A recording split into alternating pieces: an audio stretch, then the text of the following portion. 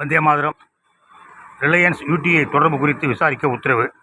இது 2001 தினமணி. ரிலையன்ஸ் நிறுவனத்தில் முதலீடு செய்ததால் யூனிட் ட்ரஸ்ட் ஆஃப் இந்தியா நிறுவனத்துக்கு ஏற்பட்ட 1073 கோடி நஷ்டம் குறித்து விசாரிக்க மத்திய அரசு உத்தரவிட்டுள்ளது.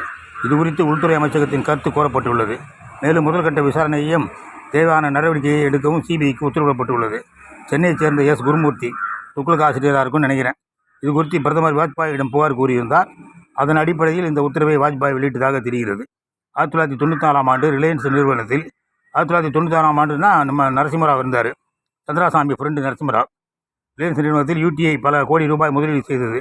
இதன் மூலம் யூடிஐக்கு 1073 கோடி நஷ்டம் ஏற்பட்டதாக இந்த நியூ இந்தியன் எக்ஸ்பிரஸ் பத்திரிகையில் எழுதிய கட்டுரையில் குருமூர்த்தி குறிப்பிட்டிருந்தார். இது என்ன ஆயிருக்கு இந்த கேஸு? ரிலையன்ஸ் கைது பண்ணியிருப்பாங்களா? ரிலையன்ஸ் கொடுத்த லைசன்ஸில் கேன்சல் பண்ணியிருப்பாங்களா? வாஜ்பாயும் கொலை விட மாட்டார், யார் வேணாலும் கொலை பண்ண மாட்டாங்க.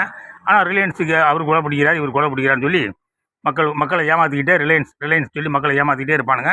அவங்க பாட்டில் ஜாலியாக வியாபாரம் பண்ணிட்டு போவாங்க. ஜெய்ஹிந்த்.